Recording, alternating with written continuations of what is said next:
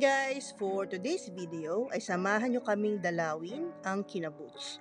Isa nga pala itong popular na restaurant dito sa Puerto Princesa at kilala sila sa pagluluto ng tamilok. Isa sa mga exotic food na matatagpuan dito sa Puerto Princesa. So it's our second time here. Unfortunately, hindi kami nakatikim ng tamilok last time na nandito kami. So tara, subukan natin yung restaurant nila ulit. Ito nga pala yung kanilang full menu as of December 2024. So fortunately, tinanong ko kung meron silang tamilok for today and meron sila. So I ordered the fresh one.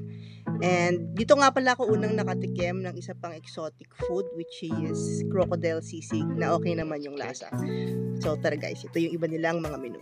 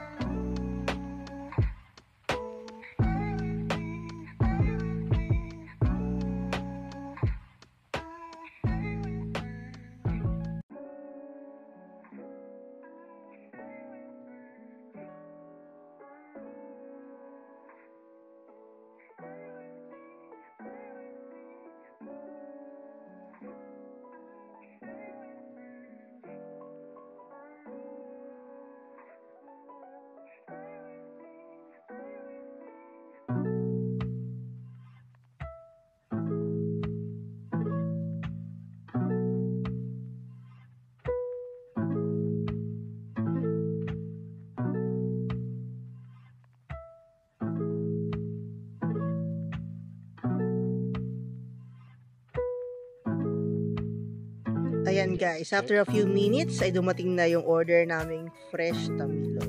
Kita nyo naman guys, ang laki ng serving niya and ang dami. So ayan siya, ayan yung itsura niya.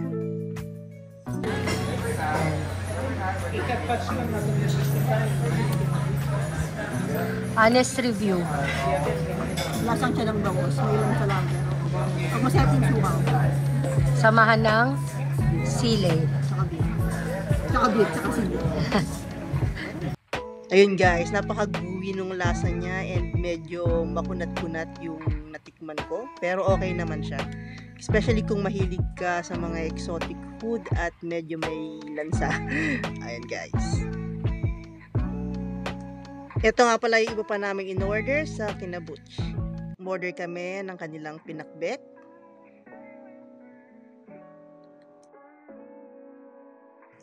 Grilled jempo. Then, grilled tuna belly. Ayan siya guys. In-expect namin medyo malaki pero medyo maliit itong dumating na serving.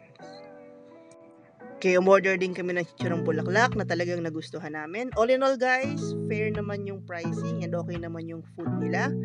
And na-experience na rin namin sa Wakasyon Tamilok. So that's our Kinabuch experience. Thank you for watching and we'll see you on our next videos.